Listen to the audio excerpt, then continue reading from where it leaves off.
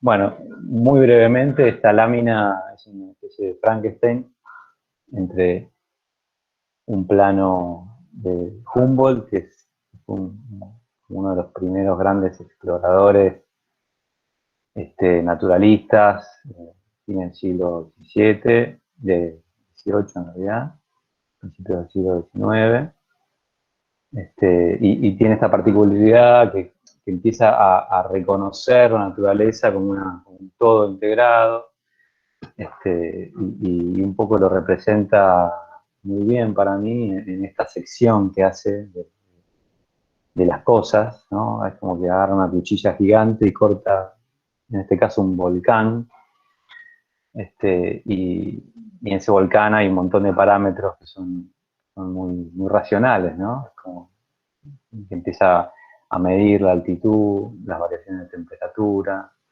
los tipos de suelo que hay según la altitud, las variaciones de humedad, los tipos de flora, los tipos de fauna, y todo eso, él al disponerlo en un solo plano, en un mismo plano, como que empieza a interrelacionar esos aspectos prácticamente por primera vez, porque hasta ese momento la naturaleza era interpretada como una serie de cosas, de hallazgos, ¿no? De un catálogo de cuestiones aisladas, donde se relataba taxativamente, ¿no? Como una enciclopedia, esto es una planta, que es de tal manera. Bueno, él, con Humboldt empieza esa integración entre los distintos aspectos que conforman un paisaje, ¿no? Y de alguna manera hoy en día se lo reconoce como el padre de la ecología moderna, ¿no? De ese reconocimiento del planeta como un todo sistemático, sistémico, ecosistémico, etc. Bueno, y de otro lado está un corte de una de las casas que vamos a ver hoy, obviamente de Ibn Munkar, y que de alguna forma hace el mismo trabajo en pequeño, de lo que hacía Humboldt, ¿no? Como ese reconocimiento en el detalle y cómo cada detalle se relaciona con todas las partes y cada detalle está explicado, como vamos a ver, o voy a tratar de explicar, está explicado desde lo más macro posible, ¿no? No solo desde el paisaje inmediato, sino en el cosmos también, porque incluye incluso los temas solares, lunares, etc. Bueno. Glemuka dice, la arquitectura no es creación, es un camino de descubrimiento. Si piensas que estás creando, entonces estás yendo más allá de la naturaleza, más allá del sitio. No estás descubriendo. Descubrir es percibir, descubrir es comprender. Esta frase un poco para mí resume muy bien la forma de aproximación que tiene Murta a la arquitectura, este, y que tiene que ver con todo lo opuesto a crear desde la hoja en blanco, ¿no? Como muchas veces es concebido el trabajo artístico, sino que lo concibe como todo lo contrario, que es como un explorador, ¿no? Como alguien que descubre, que va explorando, va abriendo caminos y descubre cosas que de alguna forma ya estaban ahí, estaban escondidas, pero que ya estaban ahí. Bueno, esto es Pangea, el famoso hipercontinente del que venimos hace unos 300 millones de años más o menos. Se sabe que todos los continentes de la Tierra, por el movimiento de placas tectónicas, ¿no? Estaban unidos. Esos son parte de largos ciclos de cientos y de miles de millones de años, donde la Tierra va cambiando de forma, se unen los continentes, se separan. Bueno, la última gran conformación fue esta, hace unos 300 millones de años, y a partir de ahí se fue separando hasta la disposición que conocemos hoy, ¿no? Y un poco esto lo traigo a cuento porque una especie de pie que usa en la tesis también para justificar la investigación de alguien que parece tan lejano, una obra que parece a otra punta de nuestro mundo, que en realidad tiene muchos parámetros en común, ¿no? Para empezar, hoy en día con Sydney y Buenos Aires, compartimos prácticamente el mismo paralelo 33, latitud sur, y eso conlleva a un montón de cuestiones, de analogismos a nivel climático y esas cuestiones climáticas derivan en analogismos a nivel geográfico y ecológico, digamos, ¿no? O sea, del sustrato que compartimos con Australia es muy importante, e incluso, volviendo un poquito a la imagen anterior, compartimos, por ejemplo, flora milenaria, como pueden ser las araucarias, que todos conocen, que se encuentran tanto acá en Sudamérica como en Australia. Compartimos, bueno, todas las especies de los notofagus, que son las lengas, hay un montón de tipos de, de árbol y de flora que a través de la Antártida en su momento, se comunicaban, ahora son dos continentes muy separados, digamos que tenemos todo un sustrato muy común a los dos rincones del planeta, ¿no? Bueno, y ya saltando de lleno en Australia, Australia muy rápidamente, ya saben, es un país continente gigantesco, más o menos del tamaño, la cantidad de tierra que tiene América del Norte, más que Europa, pero bueno, el 80%, una cosa así, es prácticamente desierto, todo este centro de acá. Y luego tiene una costa este, muy fértil y muy poblada consecuentemente, y una costa este muy pequeña con algunas poblaciones, ¿no? Las tres casas que vamos a ver hoy están ubicadas en esta costa este, se mueven algunos grados de latitud, que les voy a ir contando. Me gusta hacer equivalentes con nuestra Tierra, es más o menos como ir desde Bahía Blanca hasta Concordia, una cosa así de arriba, ¿no? Pasando por Buenos Aires, por el Tigre. Vamos a ver esa variación de latitudes que van más o menos acá desde la zona de Canberra, pasando por Sydney, hasta la zona de Kempsey, que acá no aparece, que más o menos abarca esa variación, digamos, climática, etcétera. Después él ha construido varias casas, un montón de casas, casi 500, según sus propias palabras. Algunas son en esta zona del norte, que es una zona como si fuera el Caribe de acá, así que son casas completamente distintas, muy adaptadas al medio. Nada, hoy no viene a cuento, pero o si llegan a ellas por otro lado, van a entender lo que estoy hablando. Bueno, el personaje, Glenn Murcutt, esta es una foto de varios años ya, ahora tiene 94, creo, recién cumplidos. No, perdón, 84 recién cumplidos. Lo maté a Glenn. Y esa es una foto sacada en su casa en Kempsey, que es justamente la primera que vamos a ver. Un personaje así muy, muy, muy campechano, por decirlo así, como se ve en esta foto, manejando su tractor, le hace absolutamente todos los arreglos de la casa, maneja esa granja. Y bueno, tuve la suerte de conocerlo hace un par de años ya. Y hicimos una serie de entrevistas, me llevó a conocer varios lugares, varias de las casas, un poco en el contexto de la tesis y bueno, terminó siendo un montón de material que justamente ahora, el día de ayer, me llegó el libro que hicimos a raíz de esto, espero que llegue pronto a las librerías de Buenos Aires para que los que se copen lo puedan tener. Y bueno, Glenn Murcutt es un personaje un poco de otro siglo, del siglo XX, como un poco demuestran estas imágenes de sus primeras obras. Él nació en el año 36 y estas primeras obras son de los años 60, ¿no? Pleno auge o post-auge del llamado estilo internacional, ¿no? Consagración de Mies, y un poco el enamoramiento total del joven Murkat a la figura de Mies, que se deja traducir en estas imágenes, casas con detalles, con una especie de consecución de ese estilo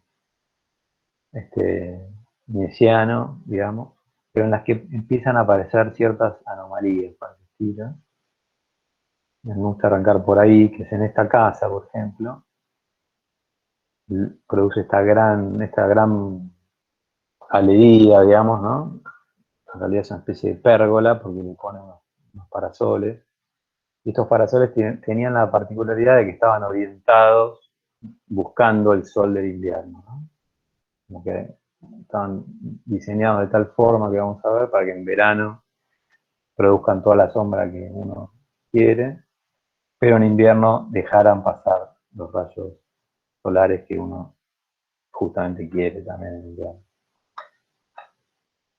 Y bueno, vamos a pasar de esas primeras tempranas obras a lo que fue su casa, su primera casa diferente, digamos, en la que hace un cambio radical. Y un poco les voy a contar por ahí, voy a tratar de hacer hincapié en el tema del descubrimiento, ¿no? Como fue algo que de alguna manera le llegó, ese cambio, gracias a un montón de factores. Uno muy importante fue la clienta, por ejemplo.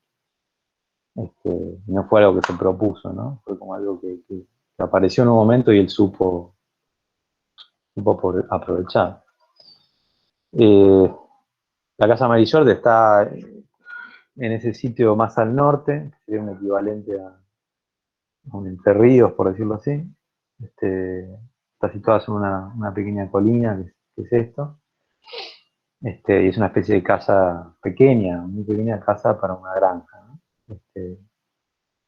Y todo había empezado con uno de los trabajos que más hacía el joven Murka, que era hacer ampliaciones, ¿no? Como hacemos todos, reciclajes, ampliaciones para una pequeña casa que estaba acá.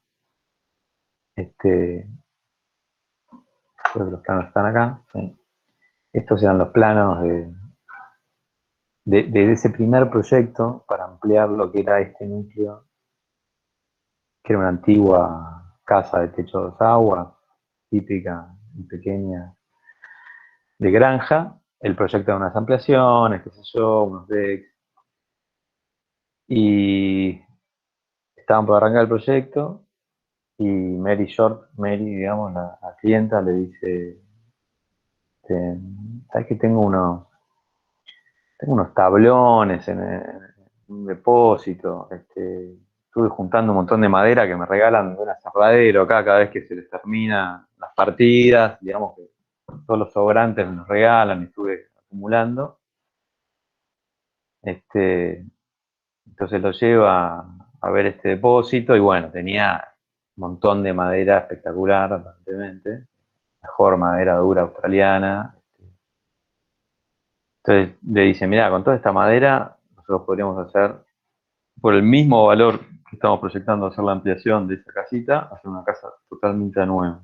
Y ella le dice, bueno, hagámosla. Bueno, ¿dónde la querés hacer? Le pregunta él. Y ahí ellos estaban parados acá en la casita original y ella lo lleva arriba de esta colina y le dice, mira, a mí me encantaría que esté acá porque yo en verano me pongo abajo del árbol de moras, que es este árbol de acá, que con toda su mata tupida de hojas me hace sombra y me corre la brisa que pasa por arriba de la colina y me refresca. Y pues me gustaría que la casa tenga ese mismo valor, tanto en verano así como en invierno, al igual que el árbol de moras, es caduco, digamos, pierde las hojas. Yo me siento en el tronco y me siento mirando al sol y me calienta en invierno. Entonces Glenn le dice, bueno, te vamos a hacer una casa, queda fascinado con esa descripción y dice, vamos a tratar de hacer una casa que cumpla todos esos motivos. Y bueno, se vuelve a la casa en auto, un viaje de 5 horas hasta Sydney, y me cuenta que va parando en las estaciones de servicio para nafta, qué sé yo, y su libreta empieza a hacer croquis, incluso en creo que es el segundo croquis, ya estaba prácticamente la casa en su forma final. Y bueno, y cuando llegué a Sydney ya tenía completa la idea de esa casa que quería Mary, incluso ¿no? Con estas cuentas donde están la cantidad de metros de madera que va a necesitar, qué sé yo, y donde se prueba que más o menos lo va a poder construir. A la semana siguiente, eso creo que fue un sábado, me pasa trabajando la semana en Sydney y el sábado siguiente ya vuelve con los planos definitivos de la casa, que es exclusivamente esta lámina, donde está todo. Después vamos a ver como parte de las cosas interesantes que me contó allá es la evolución de su forma de documentar las obras, ¿no? En el principio producía una lámina, prácticamente sin detalles. Fíjense que acá está hasta la electricidad, están los planos de todo, de colocación de cerámica, plomería, está todo incluido en el mismo plano. Acá en los cortes están los placards, digamos. Y bueno, y él a lo largo de su carrera va desarrollando una capacidad de dibujar también, y de producir detalles, digamos, se vuelve un obsesivo, ¿no? Y contrariamente a esto, termina entregando 50 láminas para una casa de 70 metros cuadrados. Esa evolución también es muy, muy interesante.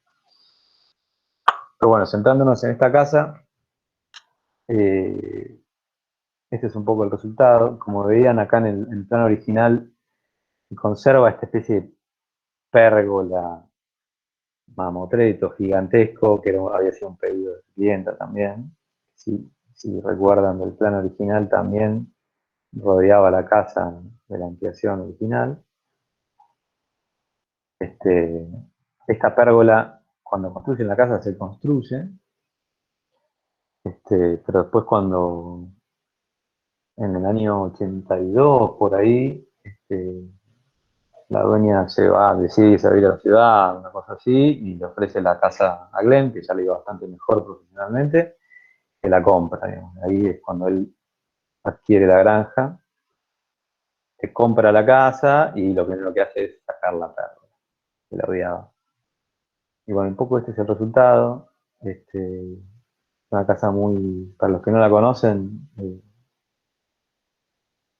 no sé, a mí me generó mucho impacto la primera vez que la vi, porque es prácticamente un granero, ¿no? Un galpón, pero a la vez tiene esa cualidad, ¿no? Medio esa especie de galpón Partenón, que está, ¿no? Sobre la colina, con cierta majestuosidad. Este, y a la vez, ¿no? Uno que ha estudiado arquitectura y reconoce, ¿no? La herencia de Mies, cómo está todavía presente, con esta forma de agarrar las columnas a las vigas lateralmente, ¿no? El tema de los módulos. Estoy tratando de relatar una primera aproximación en la que no se tiene en cuenta prácticamente los temas que más le interesan a él, que son los del paisaje. Acá se empieza a ver un poco, por ejemplo, cómo está elevada, para aprovechar justamente en un clima tan caluroso y tan húmedo, ¿no? Que esa brisa que existe por encima de la colina en verano refresque la casa tanto por arriba como por abajo, le seque los cimientos. Bueno, acá se ven unas imágenes más. Acá se ven un agregado posterior que le hizo él, que a partir de cierta época se lo hace a todas sus casas, que son los tanques australianos, para, digamos, conservar el agua de lluvia y eso se transforma en el agua potable de la casa. En vez de hacer bombas buscando una napa y qué sé yo, simplemente recicla el agua de lluvia, es la misma que toman, para que se bañan todo el año.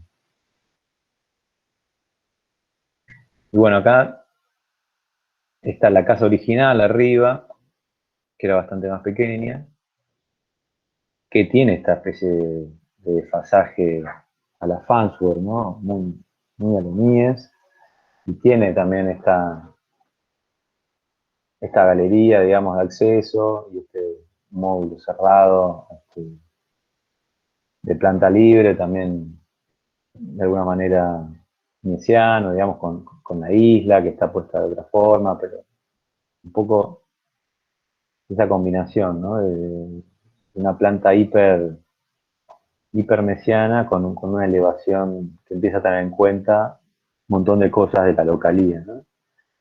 Este, y en este caso, bueno, el segundo pabellón son como dos pequeños pabellones que están vinculados, uno con una galería que mira hacia el oeste y la otra galería que mira hacia el este. Acá el norte está arriba. Pero lo que logra con esto es, dice, tener una galería más caliente para usar principalmente en invierno y una galería más fría para usar principalmente en verano, ¿no? Donde acá está el sol de la mañana y después a partir de las 10 de la mañana, ya en verano, esto queda completamente a la sombra. Y esta, por el contrario, en invierno recibe sol desde las 11 de la mañana hasta toda la tarde.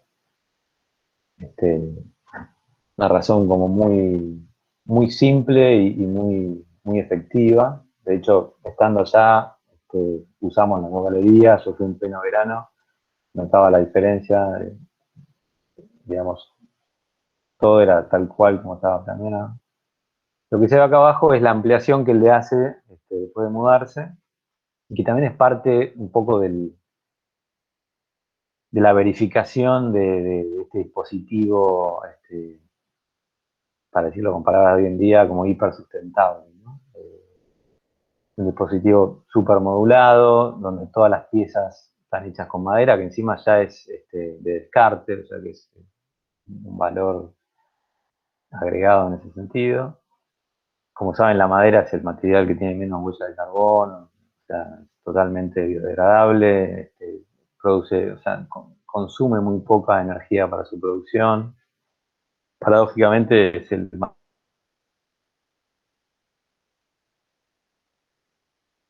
material del futuro, material del futuro, porque mientras haya forestaciones, que encima dan oxígeno al planeta, eh, toda esa madera que sea de deforestación, digamos, es mucho más sustentable que usar cualquier otro material, ni hablar hormigón o acero.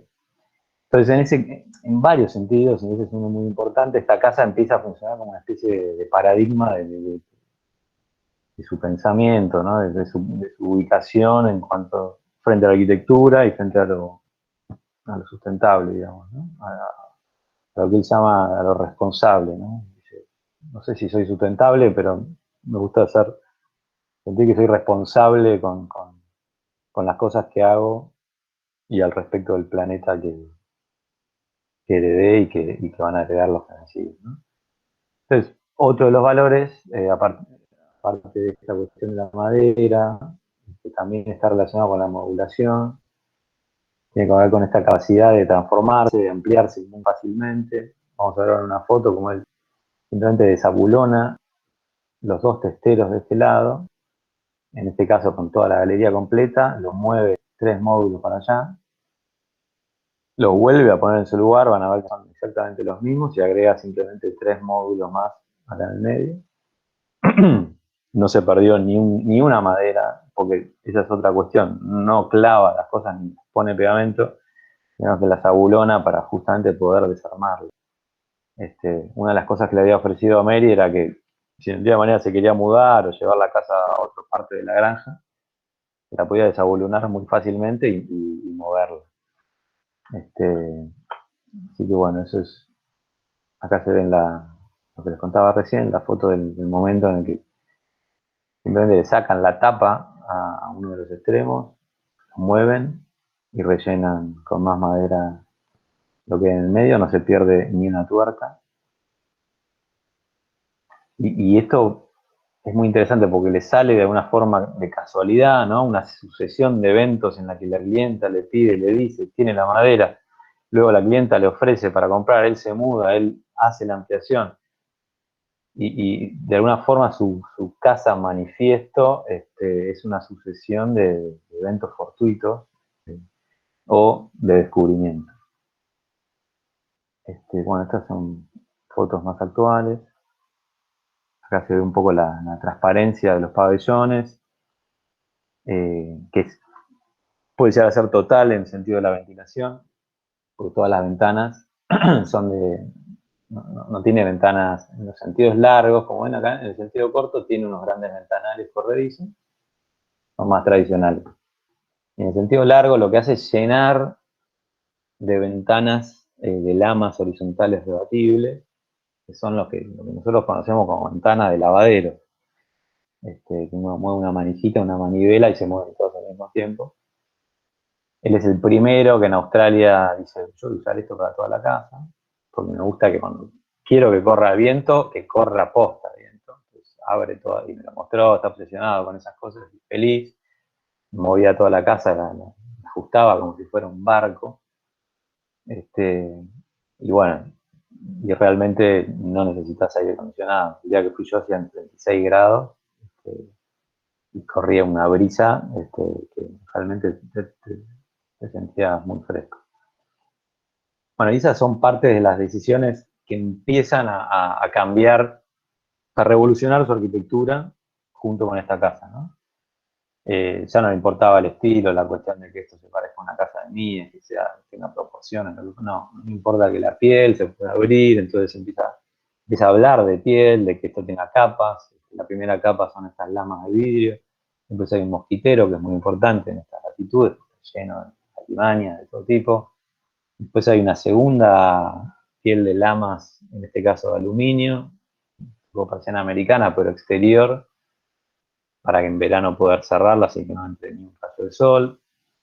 Como que toda la casa es muy regulable, y en ese sentido es muy actual, digamos. Tiene el año 73 este proyecto, y al día de hoy que cada día para mí se muestra más moderno, más revolucionario.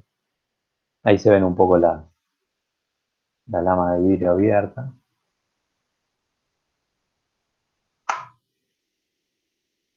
Esta es la comunicación entre los dos pabellones. Y ahí se ven las lucarnas de las que vamos a hablar ahora, que son unas bocas de luz abiertas hacia el norte. Y ahora vamos a ver qué elementos se inventa para proteger del norte. Acá tiene las mismas lucarnas cerradas con unas cortinas para que no le dé para que no encandile adentro. Y bueno, esto es el único detalle que tenía producido en el momento de hacer esa casa. Era un primer corte 1 en 20, muy tímido, pero hoy vamos a ver cómo evolucionó a lo largo de 3 décadas y hasta el día de hoy se ha vuelto un obsesivo de los detalles completamente, llegando a unos niveles de profundidad y de explicación donde también explica para qué se usa ese detalle, no solo cómo funciona, cómo se construye, sino por qué está ahí. Son realmente muy didácticos. Pero bueno, los primeros eran un poquito más tímidos, más vacíos.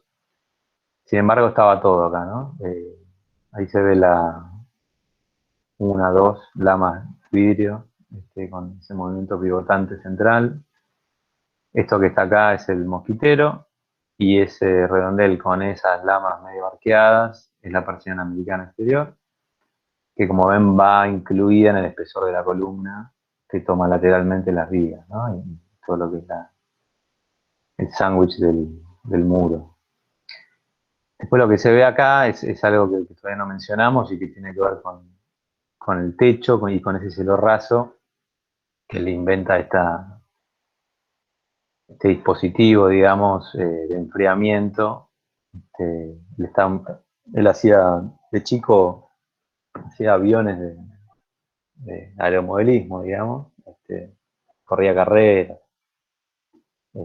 también hacía barcos de carrera, veleros de carrera.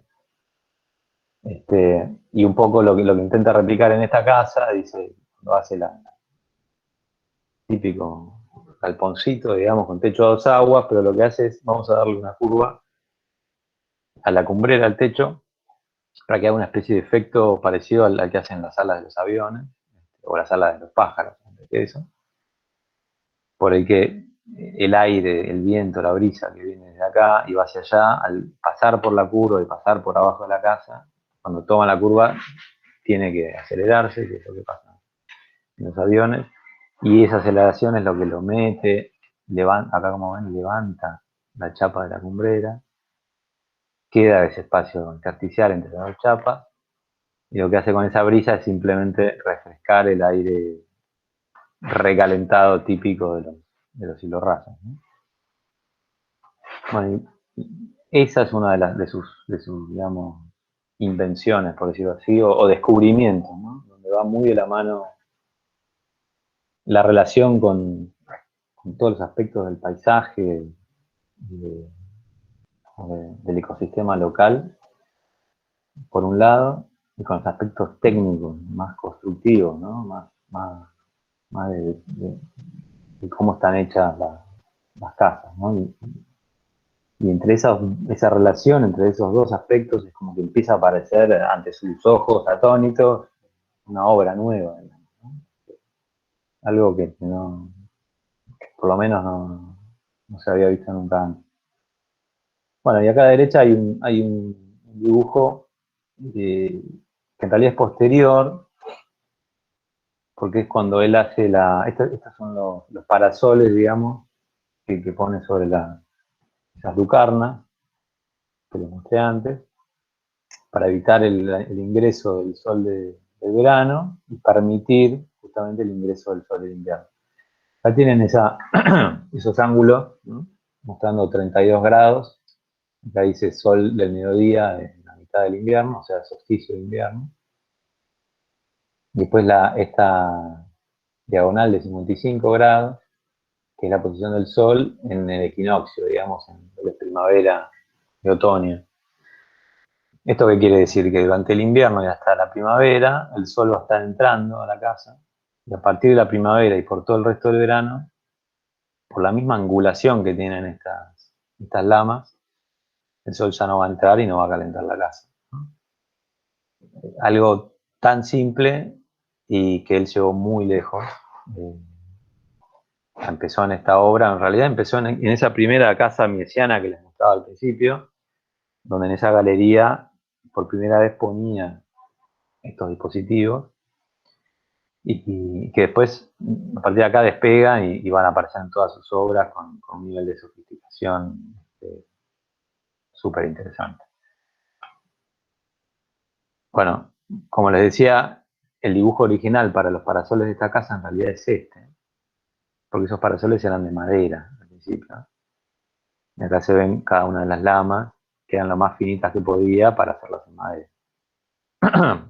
Eso, como lamas muy finitas frente al sol y la lluvia, no duraron todos los años que tenía que durar y terminó reemplazándolo por un sistema mucho más tecnologizado, digamos, industrializado, de lamas de aluminio, barras de hierro galvanizado, etc. Bueno, este es uno de los planos muy locos que descubrí, que encontré estando ya, digamos, en una investigación en Australia y teniendo acceso a todos sus... Él hizo una especie de donación a una biblioteca, la biblioteca de Sydney, de todos sus croquis, sus bocetos, tiene todo guardado, tenía todo guardado en los años 60, 1 millón de papeles, que están organizados con carpetones para cada casa, así que fue como ir a un pelotero realmente, lleno de hallazgos como este, donde se veía que este asunto original, digamos, de los parasoles había sido diseñado y construido, me confirmó después él, en madera al principio. Bueno, y ya cerrando con esta casa, esto es una especie simplemente de comentario para ver que las cosas no nacen de un avestruz, sino que todos estos detalles venían de investigaciones previas, también a su vez. Esta es una casa que había hecho 6 meses antes de esta otra, que el resultado no es tan feliz, porque había empezado siendo también una especie de duplicación, después por temas de presupuesto terminó siendo solo la mitad. Se construyó, las fotos, hay 2 o 3 fotos que son muy malas, pero eso pasa, es una constante en su carrera y es muy alentador, qué sé yo, para el arquitecto practicante, digamos. Es como que no hace goles todos los partidos, ¿no? Tiene momentos donde está buscando y se lo ve, encontrando soluciones, pero que no terminan de cuajar en un producto totalmente consistente. Pero sin embargo, esas investigaciones le van a servir para el siguiente o el que viene después, y a poco de repente aparece, ¿no? Acá se ve todo el tema del ala de avión, levantado, el tema un poco de los parasoles en la primera aproximación, que era de otra manera. Y bueno, acá fotos caseras de esto, ¿no? La membrana abierta, esta conexión totalmente del 100% de la piel con el paisaje, lo cual es muy difícil de lograr porque uno sabe, cuando ponen ventanas corredizas, el 50%, el 30% siempre quedan cubiertos. Bueno, de esta manera logra que el 100% de la casa quede permeable. Esta visión desde afuera, súper alponera, ¿no? Ahí se ve un poco la situación de colina. Bueno, vamos a la segunda casa, vamos a tratar un poco más rápido. La casa Magni, año 82-84, es como su siguiente casa paradigmática importante, prácticamente una década después, y es la casa que en el momento lo salta al estrellato, ¿no? Como una cosa así, como que con esta casa la gente lo empieza a apreciar, empieza a aparecer ahí en el mapa. Bien. La situación es bastante diferente, está en el sur, Vichy Point es un lugar muy desolado, está a la altura, un equivalente de nuestro Bahía Blanca, más o menos, para que se den una idea del clima, el frío. No es tampoco Ushuaia ni Comodoro, pero es una zona un poco bastante más fría que la que vimos antes, con otros requerimientos, ¿no? Y esta implantación siempre me recuerda cómo empezó este proyecto, que los clientes tenían este terreno desde hace años y no juntaban la plata para construir la casa, entonces iban todos los veranos con una carpa, se quedaban ahí 1 mes, 2 meses en carpa. Y lo que primero que le piden es: estamos enamorados del paisaje, estamos enamorados de haber vivido estos meses, estos años en esta carpa, queremos lo más parecido a una carpa posible. Esta es la implantación, que no sé por qué hizo al revés, con el norte hacia abajo. O sea, lo que ven acá a la izquierda ahora es el océano. Esta es una especie de península de rocas que había, y esta es la llegada a la casa, con toda la topografía que va bajando hacia el mar. Pero acá se ve cómo está orientada, ¿no? Perfectamente hacia el norte. Es algo que empieza a ser también a partir de la casa de Marisol que vimos antes. Bueno, estos son algunos de esos croquisitos en servilletas prácticamente que estuve eh, mirando ahí en esta biblioteca, y donde de vuelta se ve que no se llega, ¿no? A esas cosas, a esas plantas y esos cortes que parecen caídos del cielo, de la nada, sino que hay unos procesos donde se pasan por plantas horribles, cortes polémicos, y eso es muy interesante porque te das cuenta que no, el tipo la busca, ¿no? Siempre la buscó, ¿no? Dibuja, dibuja, dibuja, dibuja, dibuja, hasta que empieza a salir algo. En este caso me llamó mucho la atención esta leyenda de acá, que dice Light Blue, y él me contó que en realidad, a raíz de esta idea de la carpa y abril, y qué sé yo, dice, pensaba pintarles el cielo raso de celeste, casi como para que fuera una especie de cielo. Este, Pero desde el vamos estuvo esta idea de hacer como una casa abierta hacia el océano, y una especie de techo de semibóveda que de alguna forma replica la bóveda celeste, ¿no?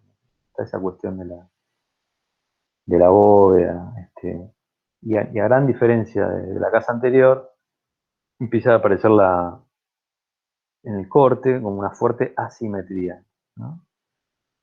Ya no tenemos los techos a dos aguas, sino que tenemos en la buena orientación una forma de resolver ese borde y en la mala orientación otra forma de resolver ese borde. Esto ya es un croquis bastante más avanzado, donde empieza a aparecer esta distribución más clara de una especie de paquete de zonas de estar, zonas servidas, como decía Luikán. Después hay una circulación y un paquete mucho más fino de zonas de servicio, ¿no? Lo cual lo empieza a llevar, y viceversa, a esta sección, ¿no? Donde tiene su media bóveda, que se abre hacia el norte y hacia el mar, pero del otro lado empieza a aparecer una especie de mini media bóveda, donde resuelve las cuestiones de servicio. El corte empieza a evolucionar, se empieza a aproximar más a esto. La circulación coincide con el momento más bajo del techo. Ese gran canalón que va a tener que hacer coincidiendo con ese pasillo es el que va a llevar el agua de lluvia que él tanto necesita, y en este lugar más todavía, porque no conseguía de otra forma, para llenar sus tanques de agua potable. Y después estos rayos que ven acá, tratándose de Glenn Murcutt, es una constante, y es el análisis de cómo impacta el sol a lo largo del año en la obra, ¿no? Acá tenía que en el verano prácticamente no entraba muy poco, hasta la primavera empezaba a entrar bastante, y después en invierno entraba hasta el fondo, ¿no? Bueno, una obviedad que no aclaramos, pero ustedes saben que el sol en invierno va más bajo, ¿no?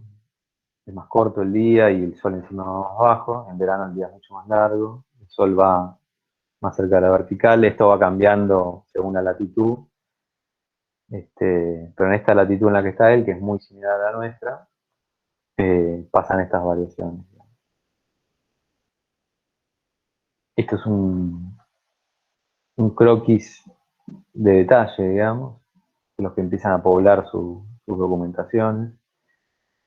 Eh, Empieza a aparecer este ida y vuelta, ¿no? De la implantación y del esquema de planta a un esquema de detalle, como que empieza a ser inseparable la forma de resolver técnicamente sus obras de la forma de resolver funcionalmente sus obras, y también eh, morfológicamente. Todo eso se empieza a llenar de información, ¿no? Aparece por primera vez esta ventana inclinada que separa lo que es la parte visual, lumínica de la ventana, de lo que es la parte de ventilación, que la pone una especie de escotilla horizontal, que lo que le permite a él es, en una orientación tan mala como el sur, y esta zona tan fría, poder en verano, por ejemplo, poder abrir acá, tener una leve ventilación cruzada, incluso si llueve, que es muy probable que llueva desde el sur, con lo cual el agua no va a estar entrando a la casa por más que esté abierta la ventilación. Y cómo esas decisiones que van de la mano de investigaciones y de descubrimientos ecológicos y tecnológicos, como a la vez las va aprovechando para que aparezca una obra, ¿no? Una obra distinta, interesante, ¿no? Y bueno, eso, ¿no? Cómo empieza a aparecer una obra con su propio carácter, su autonomía, un poco a raíz de estos descubrimientos, ¿no? Estos son planos que todavía no son los definitivos, tienen cosas raras, como como estas soluciones que van a ver acá, que van a ver que después desaparece, unas galerías demasiado grandes, galerías de entrada, todavía no lo encontraba, igual estaba muy cerca. Este corte prácticamente se quedó. Y bueno, esta es una foto de la obra. No hablamos de la aparición de los aleros, junto con esa asimetría que empieza a plantear en esta nueva serie de casas, eh, empieza a resolver la relación con ese sol que va cambiando desde el invierno hasta el verano, no solo con persianas móviles, sino con elementos fijos, ¿no? También tiene una cuestión de economía, este, tanto como de plata como visual y constructiva. En este caso lo que hace es hacer el alero exactamente el largo necesario para que el sol, desde el equinoccio hasta el solsticio de verano, no entre por estos ventanas. Entonces, simplemente pone persianas en la parte baja, que es cuando pueden llegar a ingresar los rayos de sol desde la primavera hasta el verano. Digamos. Como esas decisiones, como derivadas de una especie de diagnóstico de relación con el entorno, con el ecosistema, empiezan a aparecer como claves de la obra, ¿no? Como que la vuelven muy especial y muy personal. Este, Acá se ve la bajada de la recolección de agua de lluvia, este, baja unas especies de tanques cisternas que hay acá, con una bombita, lo lleva a una especie de estanque que hay colina arriba, y ahí alimentan todas desde las duchas hasta el agua potable.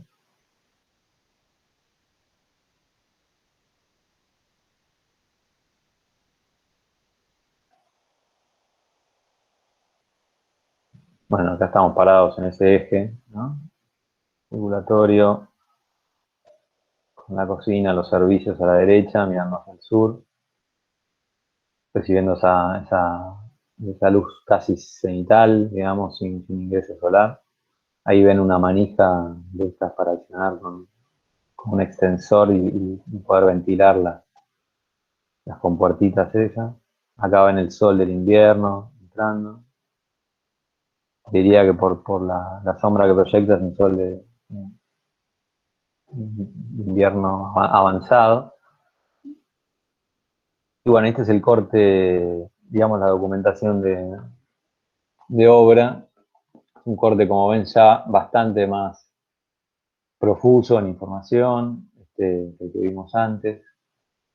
Y tiene una particularidad, que la descubrí estando allá, y la comentamos con él también, nos veíamos. Y es que esto está dibujado mitad en tinta y mitad en lápiz, este plano. Pero acá tenía una terminación con esa especie de redondel que ven ahí, donde terminaba el techo y no existía el alero. El alero se nota que está agregado en lápiz, incluso fíjense acá cómo pasa por arriba de estas leyendas. Lo agregó en lápiz empezando la obra. Pero fue una especie de descubrimiento este, estando en obra y ya habiendo hecho la estructura, no podía agregar una estructura. Estas vigas ya estaban puestas, con lo cual no podía agregar unas vigas que volaran para sostener este alero.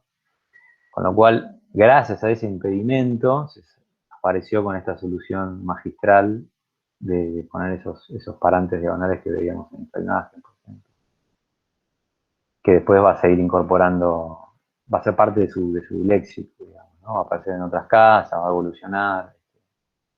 Pero es muy interesante cómo ese detalle tan especial aparece casi como fortuitamente. Y es una constante eso en su obra, ¿no?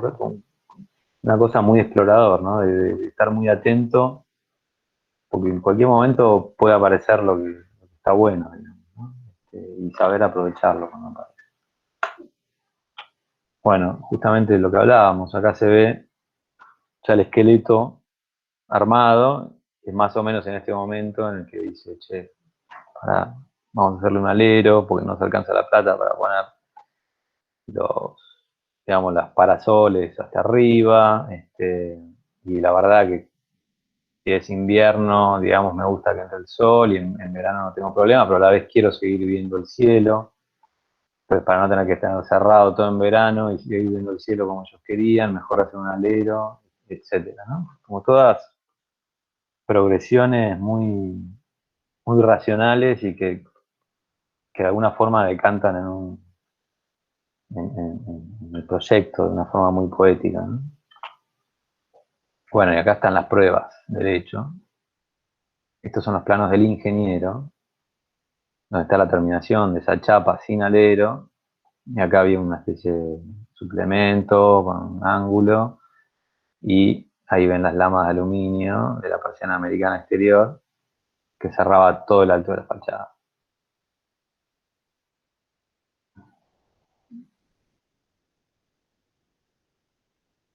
Después vamos a hablar un poco de cómo funciona estructuralmente eh, esta solución que aplica acá, ¿no? Con las diagonales, como la misma chapa no está solo sostenida, sino que forma parte del sistema, digamos, estructural.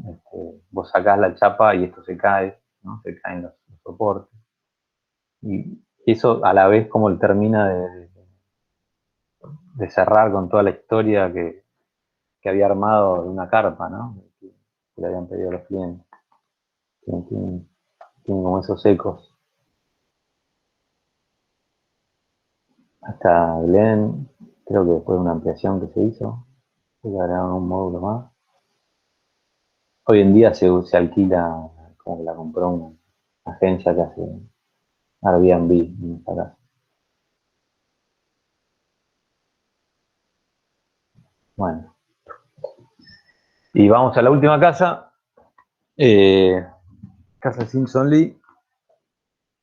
Empieza en el año 88, se construye en el 93. Como verán, los proyectos le toman mucho tiempo. No hacía al principio, cuando hacía esa única lámina que habíamos hablado antes, pero a medida que avanza los años y las décadas, se va volviendo más obsesivo, ¿no? Con la definición de los detalles, y a la vez lo va buscando a más gente. Dice que la gente espera hasta 6 7 años para que arranque con el proyecto de su obra y después puede tardar 3 4 5 años en hacer el proyecto. Este, Son libertades que puede dar Glenn, digamos. Y bueno, esta es la implantación, está en medio de un parque nacional de las Blue Mountains, que están en un conjunto montañoso bajo, está al oeste de Sydney, a unas 2 horas de Sydney al oeste. Y bueno, y la casa está ahí, acá, ¿no? Y la vista que tiene es todo esto.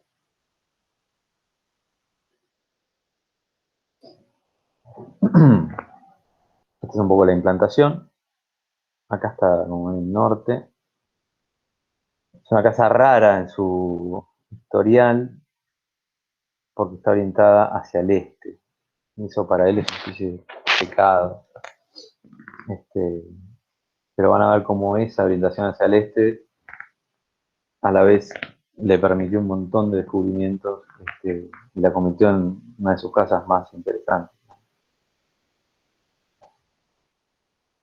Estas son fotos de los clientes que eran de arquitectura, profesor de física, era de origen japonés, y su mujer, que para contar la historia muy brevemente, hicieron el proyecto 5 años, vivieron unos 15 años, él se murió y decidieron con la mujer regalarle la casa a Glenn Murray.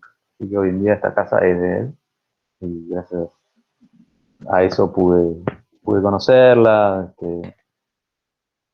Bueno, y este era un poco el relevamiento que habían hecho los clientes. Y también a estos clientes les debe muchas cosas. porque por ejemplo él había arrancado con esta orientación, es una casa muy distinta, aunque comparte bastantes cosas, pero que estaba orientada hacia el norte, como ven acá está la flechita, y lo que hacía era o sea, ir en el sentido de la topografía y en cierto punto despegarse y avanzar hacia el valle, buscando justamente la orientación norte, ¿no? Estos eran proyectos preliminares bueno, de ahí empezaron las discusiones con los clientes que le decían, mirá, no, nosotros queremos una casa más discreta, ¿no? Los clientes le decían a Murphy, no queremos que avance, no queremos que se vea de todos lados, ¿no? Que esté más escondida entre los árboles. Y en cierto punto, y Murphy le dice, bueno, pero tiene que estar orientada al norte. En cierto punto el cliente le dice, sos muy fanático del norte, sos demasiado fanático del norte. Como, para un poco. Y entonces ahí Murphy le dice, bueno, puede ser que tengas razón. Simplemente gira la casa que venía trabajando y empieza a aparecer esta planta totalmente rara, donde uno accede por una especie de puente que bordea un estanque y después es como que llega una especie de pasillo, galería y a la vez zona de estar, el mejor lugar de la casa, digamos, y que si uno sigue caminando abre otra puerta y sigue. Es como una especie dice que es una especie de cueva, él lo relaciona con los, digamos, con los habitantes originarios australianos, que había estado visitando muchas cuevas, no sé qué, y le gustaba esta sensación de que uno accede a las cuevas lateralmente, ¿no? Uno viene caminando, no sube de frente desde el valle, y aparece acá, dice que eso hubiese sido considerado una especie de amenaza para la gente que estaba en la cueva. Sino que justamente viene por los caminos que acompañan la topografía, y llegado a cierto punto aparece la cueva y entra lateralmente. Pues sigue, si uno quiere salir, sigue y siguiendo la topografía, sigue por la montaña. Un poco eso es lo que recrea en esta casa, este, armando esta especie de zona de estar Q1 que se abre, van a ver en el corte, hacia el valle, ¿no? Y después como dos cuevas adicionales, las zonas de dormir, una zona para ellos y una zona para invitados. Este es el plano definitivo, si no me equivoco, uno de los más cerca de los definitivos. Está girado, en cierto momento giró completamente digamos, la disposición del norte, la casa sigue estando igual de implantada, con lo cual el valle está acá abajo, y el norte está allá a la derecha, entonces tenemos todos los ambientes que se abren hacia el este. Eso para su obsesión con la relación con los rayos solares, que siempre es más clara cuando es directamente con el norte, le trajo un montón de consecuencias, digamos, ¿no? Y una de ellas, por ahí la más importante, es lo más lindo que tiene esta casa y es la proyección que le tuvo que dar a este alero, ¿no? Para que para que la sombra que proyecta ese alero sea suficiente en las mañanas de verano, ¿no? Fíjense, está orientada al este, un día de verano a las 10 de la mañana, tengo un sol que está bastante bajo porque el sol sale por abajo y se va subiendo, con el cual tuvo que producir un alero el triple de largo del que tenía, por ejemplo, en la casa que vimos antes, y eso le dio esta forma tan alucinante. Y fíjense, ya que hablamos del alero, cómo sigue usando esa forma de sostener el alero, esa chapa que es sostenida y a la vez sostiene, que la trae de aquel descubrimiento fortuito de la casa anterior.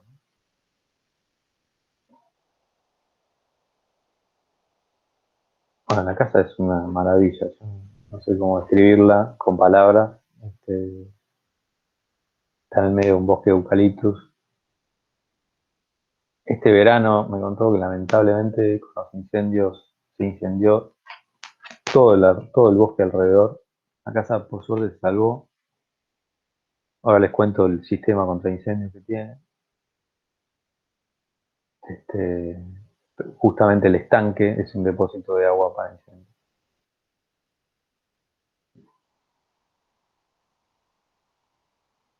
Acá ven de vuelta, ¿no? Ese gran alero reproduciendo ese hallazgo de la casa Magni que vimos antes, con esta parte alta sin necesidad de protección móvil y la parte baja con estas persianas. Estos ventanales que están acá, ahora van a ver en otras fotos, como que se abren completamente y transforman toda la zona de estar en una especie de galería. Por eso no tiene una galería.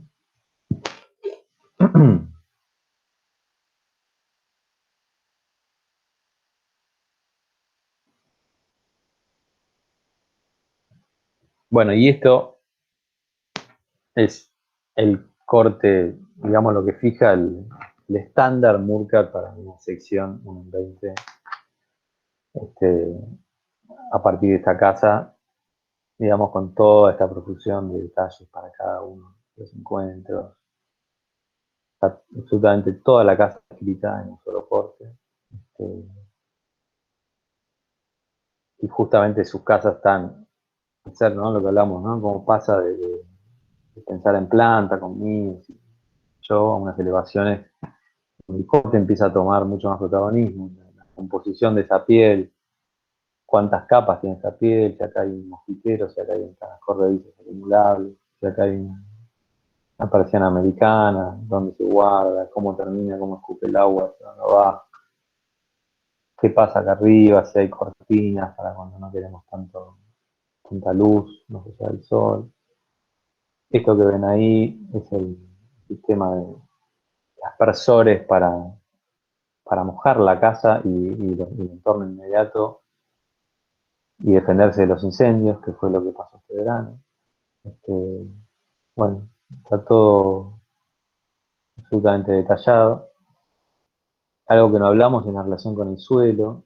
En la casa anterior, era una casa que estaba, a diferencia de la primera, que se acuerdan que estaba levantada para que pase el viento y lo refresque, la casa Magni que está en el sur, está pegada a la tierra, haciendo masa, ¿no? Tomando la inercia térmica de esa tierra para estar un poquito más caliente en invierno y un poquito más fresca en verano, porque esa casa estaba más al sur. En este caso es una especie de intermedio, justamente está en la mitad de la ubicación de las dos latitudes.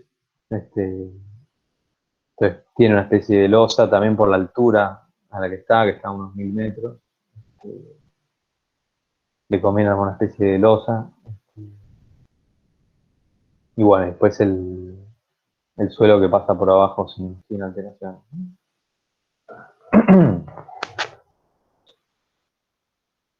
Algunos de los croquis de detalle, digamos, como charlábamos antes de las casas. Súper inconclusos, ¿no? Como verán, súper. Se ve a alguien que está pensando mientras dibuja, ¿no? Dibuja esto primero, después esto con esto. Piensa en 3 dimensiones, dibujo cero exquisitez, digamos, pero muy productivo, ¿no? Ahí está Sprinkler, ¿saben? Lo que hacen el rociador. Ya detalles un poco más de documentación técnica. Esto es un detalle uno en uno, por eso puse la mano ahí. De cómo el encuentro entre las distintas ventanales corredizos, usa unos ventanales súper estándar allá que ya no se fabrican más, se llaman Hitco. Unas ventanas de aluminio súper normales, pero él las adapta, le da unas vueltas de tuerca para que sean súper elegantes, ¿no? Y este mismo detalle, el encuentro con estos parantes diagonales, también estudiado en los croquis, ¿no? Bueno, algunas fotos del lugar. Esta la dejé para el final porque las saqué yo, no son tan buenas, pero se ve un poco dónde está implantada, ¿no? Ese bosque alucinante. Esta es la ruta de acceso. Así estaba hace 2 años la casa.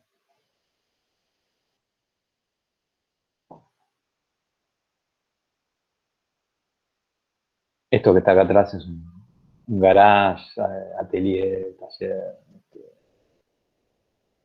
Esa ventana que ven ahí es interesante porque es un desarrollo.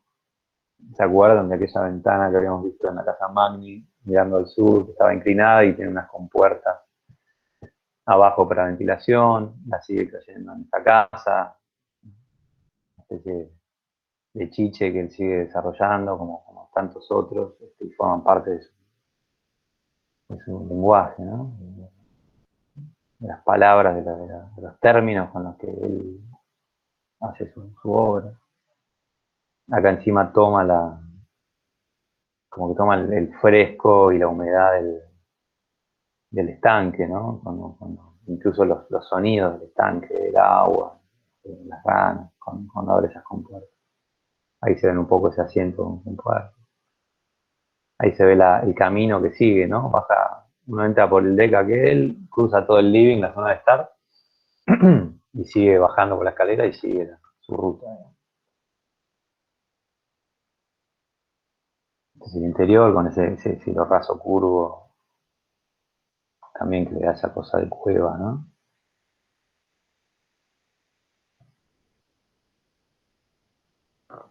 Acá están todas las puertas abiertas, esos ventanales corredizos acumulados en estas zonas laterales. Y bueno, se genera esta especie de galería alucinante, está totalmente conectada con el bosque. Esta es la vista hacia el otro lado, ahí está el deck que se da acceso y toda la zona del estanque. El dormitorio principal que mira el estanque y recibe luz del norte también.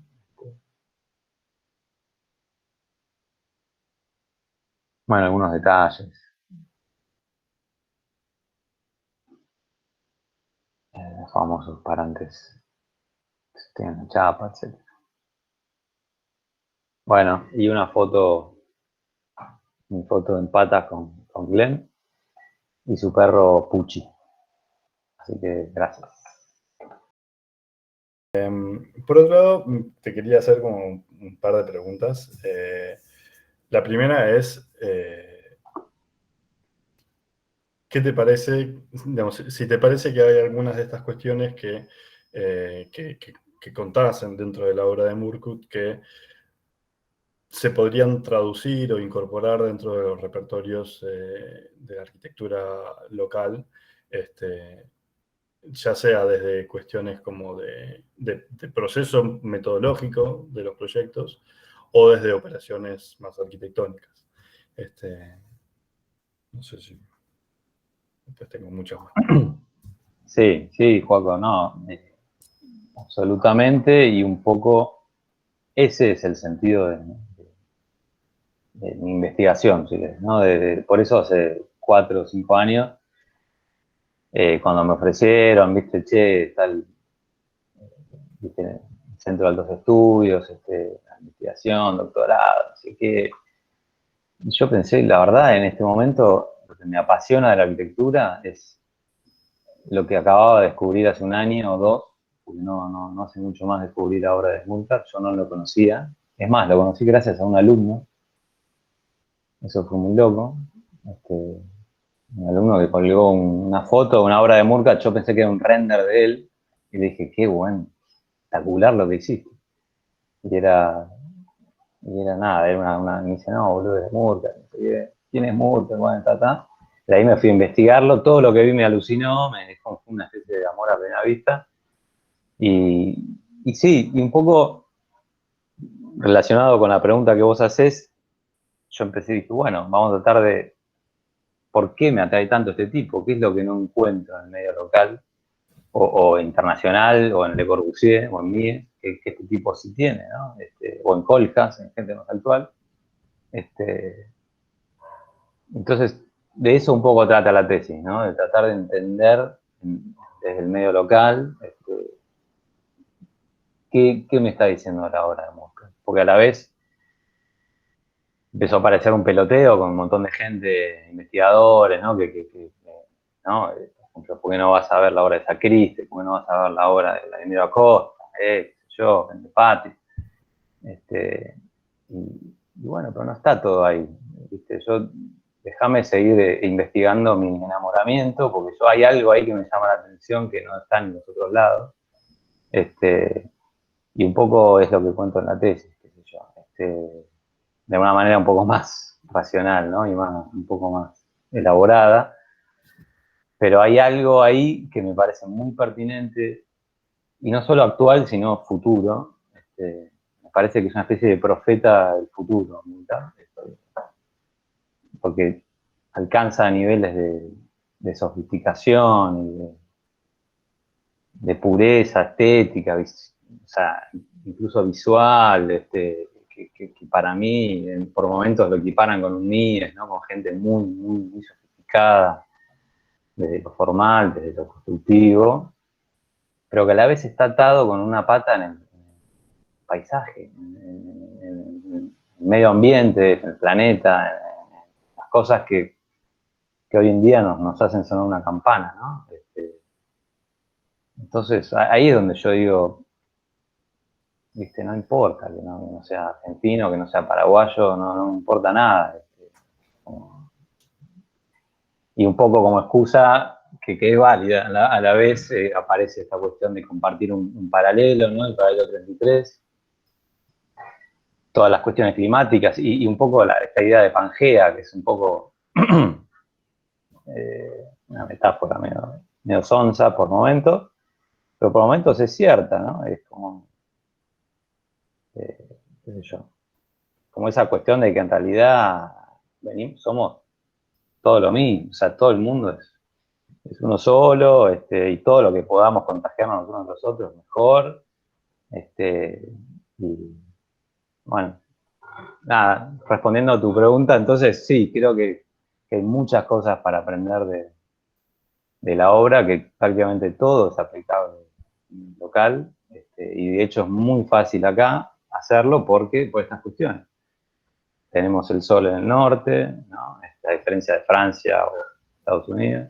Tenemos el mismo paralelo, con lo cual, si yo pusiera me robo los parasoles que usa Murcat en sus lucarnas y los pongo acá, me funciona.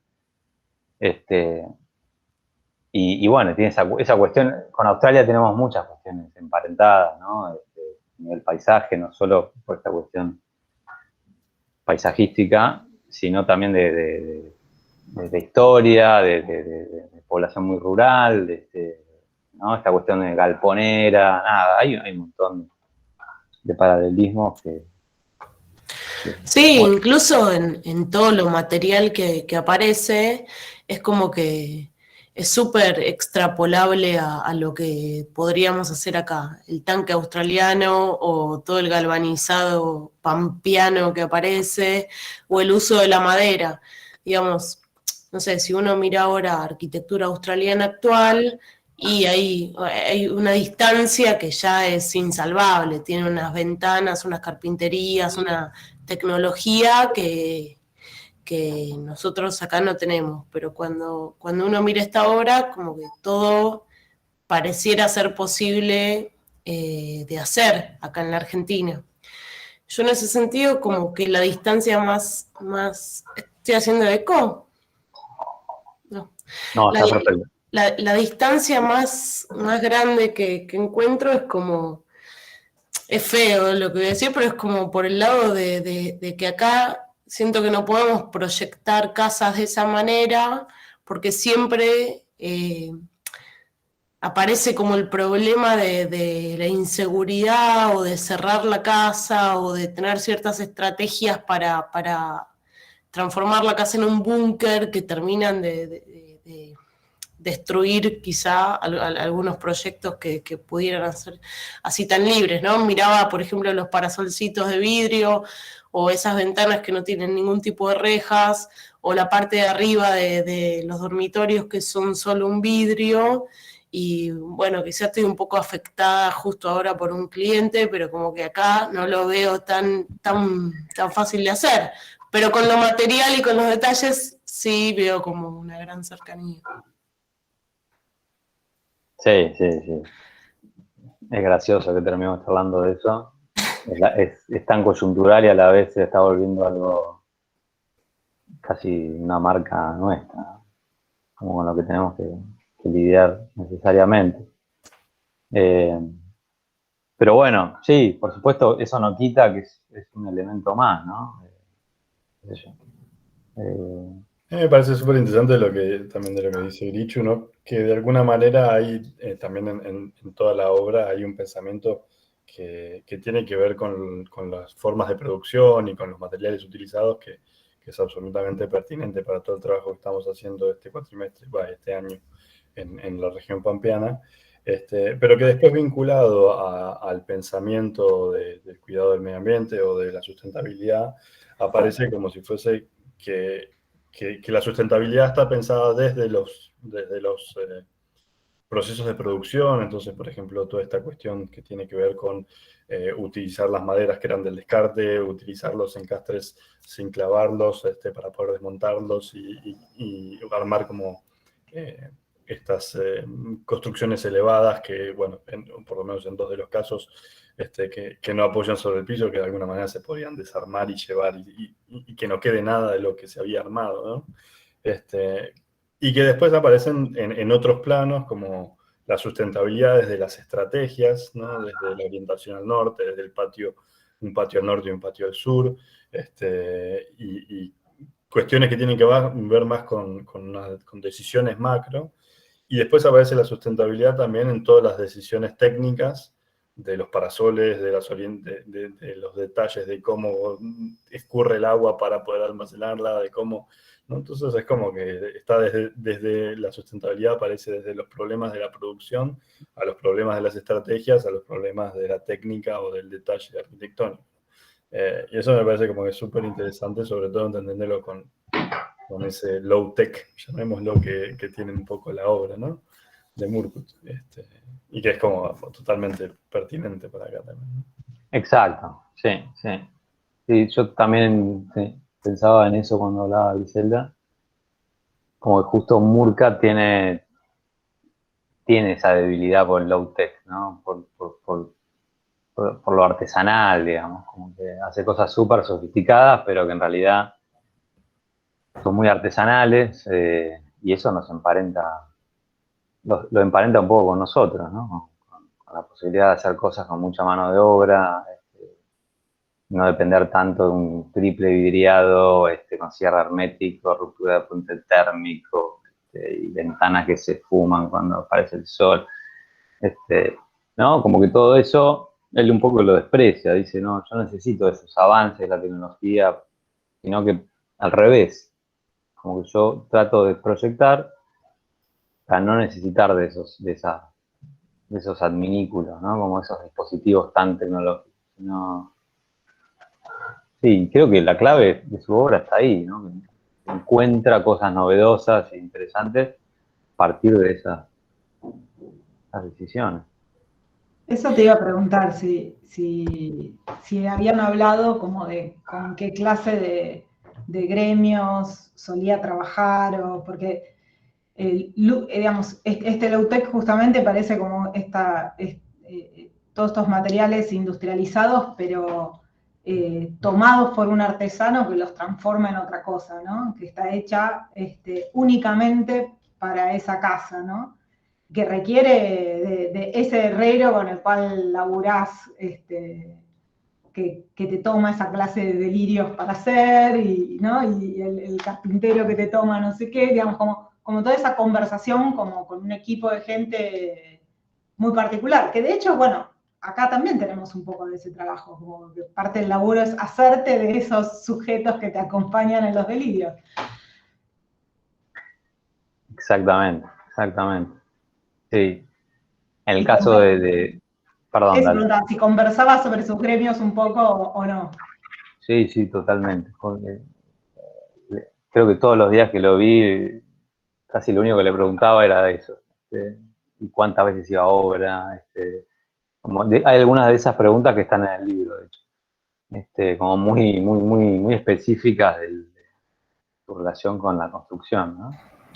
Sí, que está bueno también lo que contabas de la ventana esa, la triple ventana esa corrediza, porque hay como las dos cosas, lo que dice Andrea de tener el gremio, los sujetos que te acompañen en la aventura y también conocer lo que hay en el mercado, porque no es que lo desconoce y es un artesano que lo desconoce, sino que sabe, no sé, o sea, sabes lo que hay, lo estudias y a partir de eso lo... Tal cual, conoce la industria, sabe qué cosas, pero las saca y las saca de contexto por ahí, las usa de otro modo. O, exacto. ¿no? Sí. Esa inteligencia, los vidriecitos esos así. Y que me parece que en ese sacar de contexto que dicen aparece también el descubrimiento del cual hablaba Matías, que era una figura para el pensamiento proyectual súper interesante, ¿no? O sea, desde entenderlo más a los proyectos como en procesos de descubrimiento y no de creación, ¿no? Sí, está bueno. Está bueno la palabra, la expresión sacar de contexto, creo que va muy bien.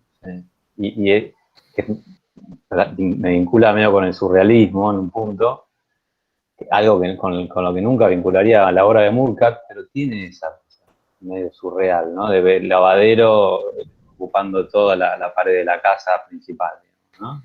Como que en realidad hay algo de eso. Sí, como un desplazamiento, ¿no? Como algo que está pensado para, bueno, como dice Andrea, fuera de contexto, ¿no? Como algo que está pensado para ser más económico, para un detalle de ventiluz de un lavadero, de una cocinita, y que quizás si agarrás ese elemento y con eso lo repetís o lo usás como módulo o lo usás como material base, bueno, armás esa pared que arma él, que es increíble. Sí, totalmente.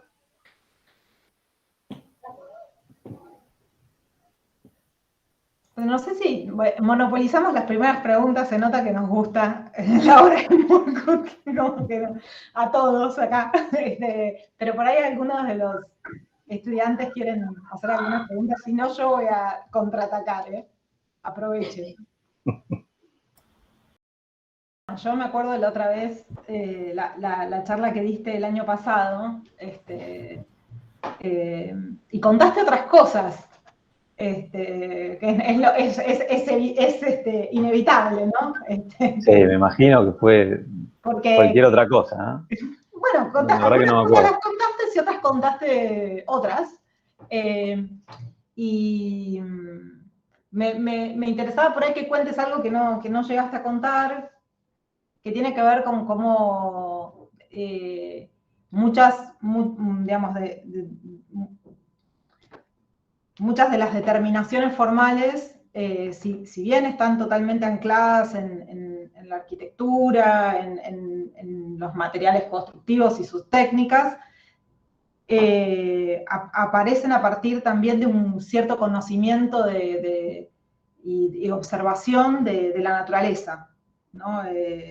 La otra vez me acuerdo que contabas que por ahí me parece que es lindo, no sé cómo, es la observación de las hojas de los árboles, la diferencia entre digamos, los árboles que tenían las hojas angostas, los árboles que tenían las hojas anchas, o sea, como esos paralelos, eso que tiene que ver con la educación de Murkat, que le permite, digamos, tener un conocimiento también que se lleva después al ámbito de la arquitectura, ¿no? Sí, sí, está buena esa historia de la observación, que él lo relaciona mucho con la observación. Creo que esa anécdota viene a cuento de una pregunta que yo le hago en un momento sobre la educación, ¿no? ¿Cómo se educa? Él da clases en la facultad también hace décadas, de cómo enseñás a proyectar así. Y su respuesta a él fue una sola palabra, que era observación. Porque para él está todo en la capacidad de observar, ¿no? Lo cual es súper lógico si pensamos en lo que hablábamos hoy todo el día del descubrir, ¿no? El que no observa con obsesión no descubre nada, digamos, ¿no? El explorador es alguien que va observando muy atentamente y no solo observando atentamente, sino con una especie de apertura fundamental para dejarse impresionar por las cosas, ¿no? Para que cuando aparezca algo realmente te impacte y vos te transformes en algo. Como que esa del paralelo es la clave, y ahí viene la anécdota yo cuando era chico teníamos una clase en la facultad, hay una materia, que era continuidad en la naturaleza, se llamaba. Como si fuera proyectual del CBC o algo así, pero se llamaba continuidad en la naturaleza. Dice que salían con un profesor que era medio biólogo, aparte de arquitecto, y recorrían algún parque cerca de Sydney, qué sé yo. Y claro, les enseñó a mirar el tipo. Y también él por su educación personal, su viejo, ¿no? Tenía un viejo que era explorador, creo que la vez pasada lo conté, descubría, era de estos exploradores del oro, ¿viste? Medio, un tipo multifacético, digamos. Bueno, pero en esta materia lo que hacían era mirar y una de las cosas que él cuenta es esta diferencia que él descubre en el follaje típicamente australiano en contraposición con el típicamente europeo, por ejemplo. Dice, los árboles en Europa, el árbol típico que conocemos en los dibujos o de las pinturas o de las películas, es un árbol que forma una copa, que es más cerrada, porque lo que necesitan son hojas que son más grandes, porque hace frío y necesitan mucha superficie para captar la mayor cantidad de sol posible. Esas hojas después se caen, en invierno al revés, ¿no? Necesita que pase el sol, etc.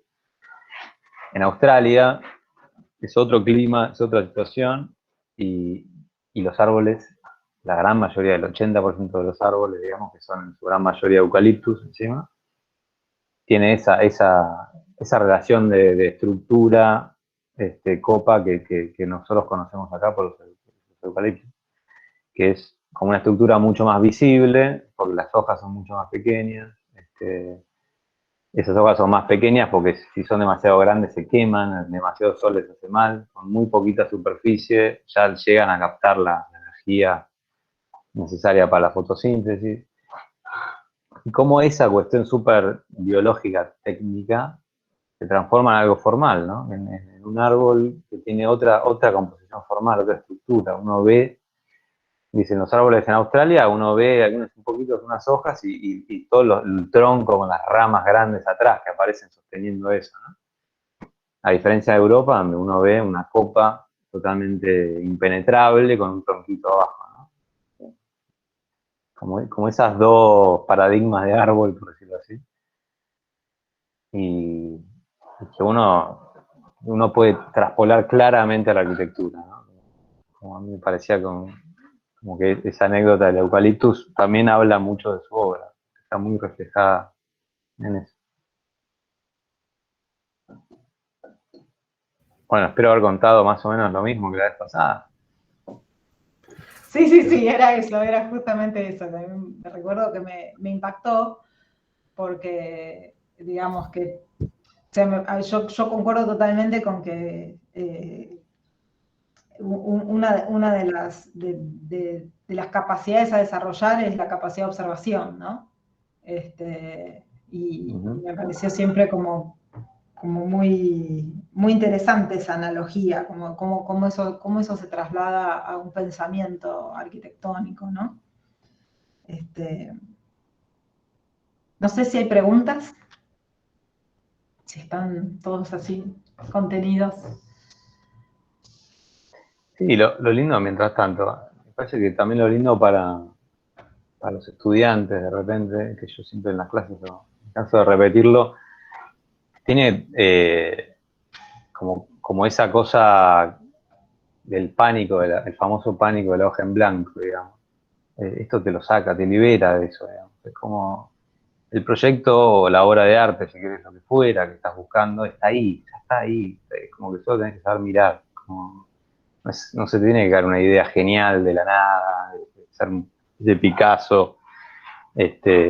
No, mirá, fíjate, no sé, lo que sea, el elemento que quieras, recorrer el terreno, investigar con los materiales, con la construcción, con lo que fuera que te dé la realidad, ¿no? Que a vos te interese, y de ahí va a salir proyecto, digamos. Es como súper liberador, ¿no? Igual justo Picasso era de su escuela, porque también decía que la inspiración te encuentre trabajando. ¿Qué te parece? Está bueno, no, me acordé y me dio gracia. A mí me parece que la obra de Murcat tiene algo súper interesante y aparte me parece que en este contexto en donde en Buenos Aires está como... hay muchas líneas que se están como... que toman forma en el trabajo de muchos colegas de distintas generaciones y que tienen como esta arquitectura como muy del pabellón, y de la estructura metálica y de la racionalización de estas formas muy ligada a la geometrización y a la gran abstracción. Me parece que lo que tiene de interesante la obra de Glenn Murcat es esta cosa como más sensible, con esos mismos parámetros, ¿no? Como parecen obras que parten de esquemas en general muy simples, que luego que luego con el tiempo y el proceso adquieren complejidad. Bueno, me parece que uno de los motivos por los cuales nos gustaba que dieras esta charla, y en este momento en particular para la Arquitectura 1, que tienen a la sección, que es quizás el documento, digamos, gráfico en donde más se modela el espacio. Como puede pensar, bueno, la planta es casi como el documento de la disposición y la sección vertical es el momento del espacio, en cierto sentido, ¿no? Obviamente que son complementarios. Ahí hay como un momento de complejidad extra y de finura, ¿no? Como que me parece muy valioso como para conocer, ¿no? Y que me parece que trasladan como que esa sensibilidad va de la mano de una cierta complejidad, de una condición figurativa que está presente también en la naturaleza. O sea, no me parece casualidad que alguien que le interesa mucho el paisaje y le interesa la observación de lo que ocurre en la naturaleza, llegue como a esas complejidades y esas variaciones, ¿no? Sí, como se preocupa tanto por la envolvente, ¿no? Hasta acá tenés las lamas, a partir de acá va a estar actuando el alero, acá entonces necesitas un vidrio para que entre luz, pero no tanta, entonces no sé qué, acá puede ser un muro. Sí, en los cortes, totalmente. Yo hacía copia de pantalla por vez número 1000 de los cortes. Somos dos. No, un poco también porque como si fuese como que cada tanto hay que volver a mirarlos, porque también son muchas formas, bueno, tiene sus cuestiones, pero no es que es una arquitectura que es como, no me sale la palabra, como lujosa, no es la palabra que despampa, no me sale la palabra indicada, pero digo, como que a la vez es muy simple, como decías vos, pero conmueve, y si uno la mira con detalle, que en los cortes se ve todos los argumentos que hay detrás, en las anotaciones también, encuentra que nada, que a la vez es muy complejo, digo, como que está pensando en muchas cosas. No, es totalmente compleja, porque de hecho finalmente los detalles a los que llega hacen que siempre como prevalezca un poco la lectura de las distintas partes. Es como si bien tiene como planteos iniciales muy simples, es antitotalitaria, ¿no? Como llegás a ver la chapa, la columna, el tensor, como cada cosita, ¿no? Como en su esbeltez, en su individualidad, construyendo al mismo tiempo unidad, ¿no? Y eso es como bastante más complejo de hacer que la cuestión como más abstracta, totalizante, ¿no? Es más esquemática, que está bastante de moda actualmente, ¿no? Sí. Yo, una cosa, Matías, perdón, no sé si ibas a decir algo. No, dale. Yo te quería preguntar, es medio como ya, muchas veces cuando revisionamos la historia y estamos tratando de ver como la obra de las arquitectas mujeres, muchas veces decimos, mira, acá se juntó con la arquitecta y su obra se transforma. vieron que alguna vez Inés ha contado, ha mostrado estos casos. Yo te quería preguntar si en tu práctica o en tu obra vos podés empezar a mirar a la distancia y encontrar una transformación a partir de como toda esta investigación que hiciste. Sí, no, por Bueno, supuesto. yo jugaba un juego, entraba a la página y jugaba un juego de mirar las obras y ir viendo como dónde lo encontraba, pero no sé si tenés alguno que sea como puntual, porque... Un proyecto del estudio, decir vos, mío. O Sí, que, Le o habíamos que, pedido obra del que o que también se muestre haya, y no quiso. mirá, sí, perdón. bueno, No es que no quise, pero sí, bueno, el año que viene prometo. sí, Vamos y si lento. no, que se haya como reconfigurado las preocupaciones de los problemas de arquitectura, porque no estamos, o sea, no pareciera que estamos pensando tanto en los aleros, no sé, o en nosotros, Totalmente. digo, en nuestra carrera, los aleros no estamos pensando en la orientación, no lo estamos pensando como prioritario, o por lo menos no fue así en mi formación. El impacto del sol, la circulación del viento, que es un problema real para llegar a relacionarlo con el problema del ala del avión. Digo, como si Está eso... buenísimo lo que preguntaste, porque aparte das en el clavo. Yo estaba acordando, en el año 2014 ganamos nuestro primer concurso, gracias, te diría, a Glenn Moore. Así nomás te lo digo. Porque era el polo tecnológico de La Matanza, que lamentablemente no se construyó. Pero todas las decisiones, o sea, lo que le hacían especial a ese proyecto estaba ligado al aprendizaje, a la obsesión que me generó la obra de este hombre. Yo lo acababa de descubrir ese año o el año anterior, y estaba devorando su obra, ¿viste? Mirando todo, consiguiendo PDFs, conseguía libros donde podía, miraba todos los detalles. Y fue como decís vos, fue como un antes y un después, fue como haber ido a la universidad de vuelta, fue, no sé, fue algo alucinante. Y de repente todo era distinto, ¿viste? Y salió un proyecto que era completamente distinto y por suerte se vio reflejado en un premio. Sí, la verdad que son esas cosas que pasan, ¿viste? Ojalá hubiese sido algo más cercano. Por suerte después lo pude conocer a Glenn en persona y transmitirle un poco todo esto también y generar una proximidad casi así de maestro, digamos, pero ¿qué es lo que pasa también cuando te encontrás con un buen maestro, ¿no? En cualquier ámbito, en la facu, o haciendo dibujo, teatro, lo que fuera, alguien que te transmite, o incluso una práctica física, no sé, o fútbol, alguien que te transmite algo, ¿no? Con mucha potencia, digamos, como que hay una forma de hacer las cosas que puede ser esta, ¿viste? Y que por alguna razón vos sintonizás. Y bueno, sí, totalmente, Andrea. Fue un antes y un después.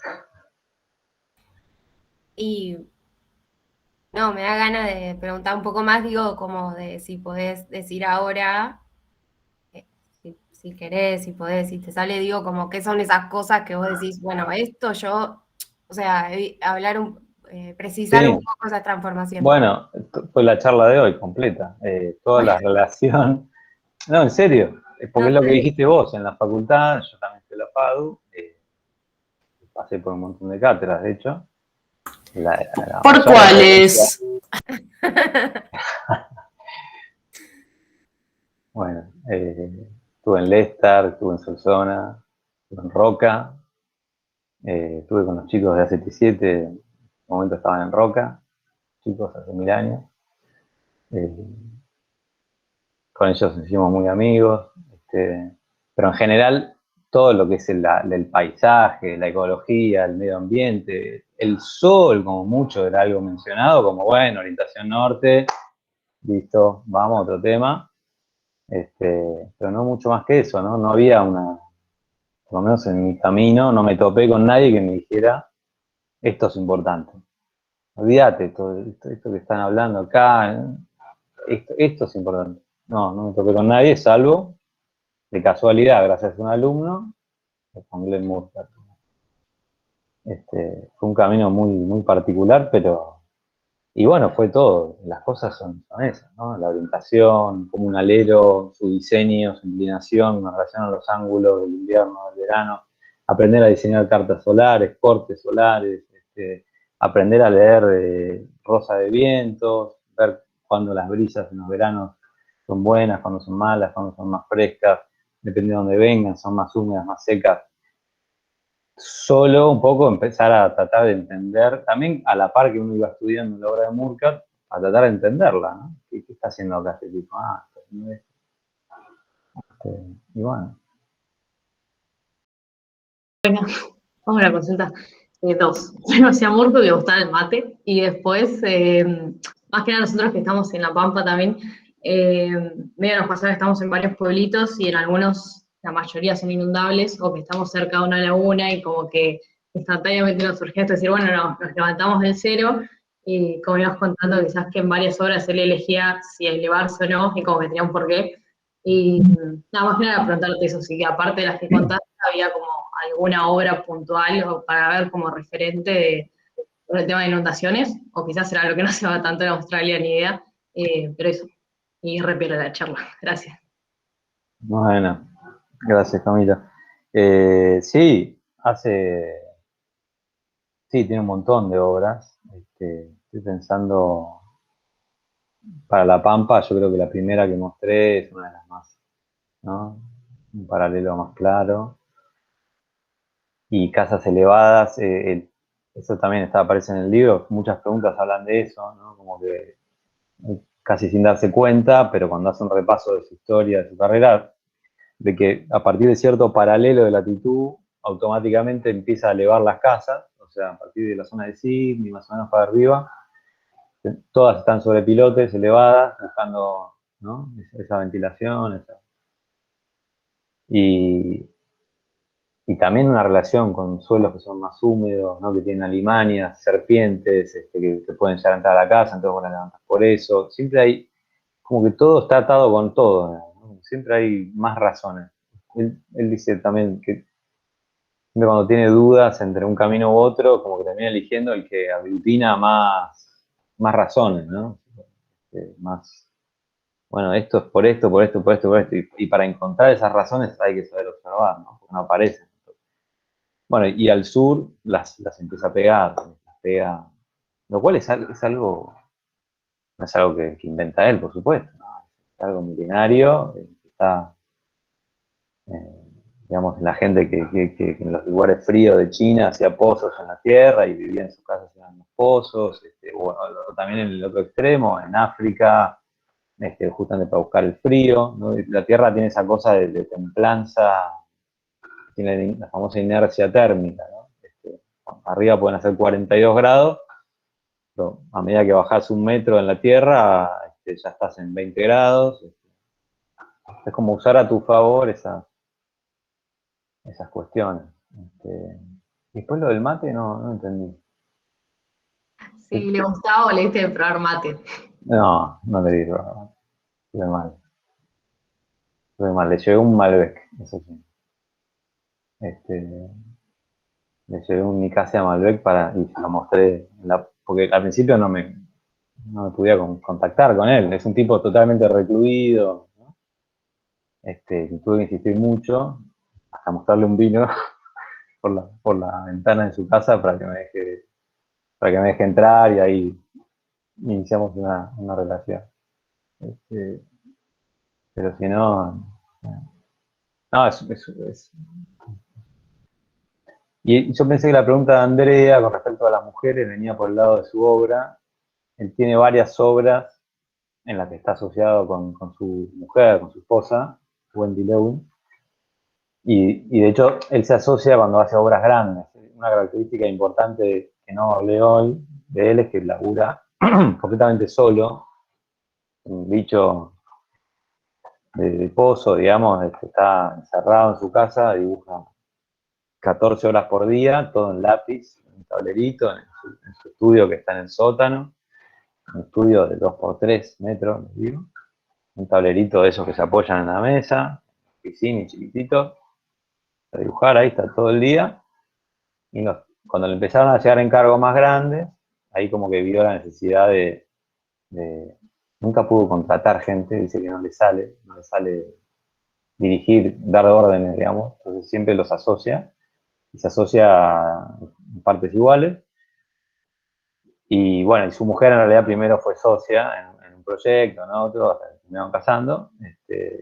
Y uno de sus mejores proyectos, que los invito a verlo, es uno que hizo con su mujer, que es el Void Center, que es un lugar alucinante que siempre le muestra a los alumnos de dos, porque son más módulos agrupados, ¿no? No son viviendas agrupadas, pero son una especie de lugar de retiro, con muchas camas, digamos, un lugar principal, y es un lugar alucinante.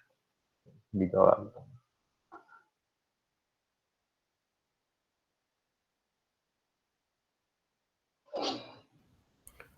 Muy bueno ese proyecto, la verdad. Hay una casa que puede ser que se llama Marika Alderton, que la hace él, y que ahí no usa ventanas. En ese, o sea, supongo que debe ser algo súper complejo y no poner ventanas, y más sabiendo que hay bastante vientos y todo ese tema de los ciclones y esas cosas. Eh, o sea, la pregunta más que nada se me hacía como, ¿cómo hace él para investigar todo ese tipo de cosas, como la luz y esas cosas? Más allá de que no creo que se quede en el lugar bastante tiempo, o como vos decías que una hora la hora la terminó haciendo mientras viajaba hacia su casa. Entonces, Sí, o sea, capaz debe ser un conocimiento previo también que tiene. sí, esa obra, la Marika Alderton, es una de las 5 casas paradigmáticas para mí. Hoy vimos 3, hay 2 más. Una de esas 2 más es esta para mí, que es una casa que está hecha en el extremo norte de Australia, zona tropical, y con fuertes ciclones, ¿no? Huracanes. Y bueno, la verdad que da para una clase entera más. Es una casa que no tiene vidrios, no tiene cerramientos, salvo cerramientos de contrachapado o de esterilla, digamos, como no tiene aislación en el techo, por más que es una zona súper calurosa. Es un techo de chapa sin ningún tipo de aislación. Y es una casa para una familia que es una especie de mezcla entre un inglés o un descendiente de ingleses y una líder de una tribu aborigen, digamos. Y nada, y llegan a esa especie de proyecto después de estar viviendo varios meses allá, justamente lo que vos preguntaba Florencia, viviendo con ellos en su antigua casa. Bueno, llegan a un formato muy interesante que, entre otras cosas, no tiene vidrios. Pero bueno, es una especie de súper adaptación al clima y al entorno cultural, geográfico. Realmente da para una charla entera. Acá. Voy a escribir acá para que la busquen si quieren. Sí, es muy buena. ¿Y algún dato que nos pudieras dar de, no sé, cómo podríamos nosotros empezar a ver de diferente manera el paisaje, como para aplicarlo nosotros a nuestros proyectos?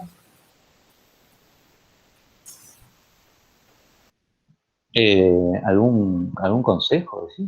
No entendí la pregunta, perdón. Sí, o sea, ¿cómo nosotros podríamos abarcar para empezar a mirar de la forma en la que él mira su proyecto, digamos, o los paisajes? Bueno, yo honestamente te recomendaría el camino que a mí me tocó, qué sé yo, no conozco otro, y es a través de conocer su obra, como recomiendo con cualquier tema, ¿no? Si te apasiona la música, vas a estudiarte las canciones de Charlie hasta conocer del último acorde, del último arreglo, lo vas a copiar, te van a decir que estás cantando, estás robándole todo a Charlie, y en cierto momento lo vas a trascender, digamos, qué sé yo. Para mí es la única forma de aprender, ¿no? Sumergirte y ver, atravesar ese proceso junto con una especie de maestro, ¿no? Más allá de todo lo que estás haciendo en la facultad, ¿no? Pero es como algo más, como, sí.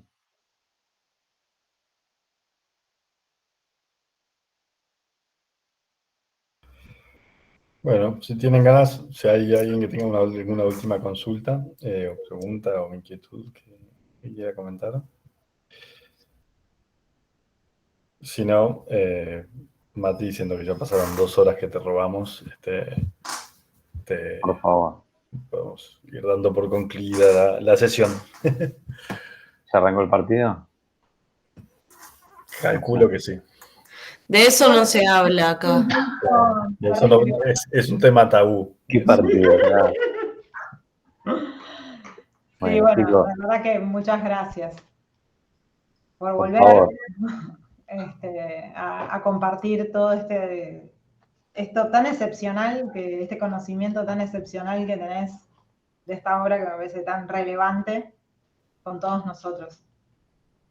Bueno, muchas gracias por invitarme y nada, a mí me encanta hablar de esto, es una excusa espectacular y lo disfruto mucho, así que todas las veces que quieras. Muchísimas gracias. Gracias, Mati. Gracias. Chau, Gracias, gracias. chicos. Bueno, Chao. Gracias.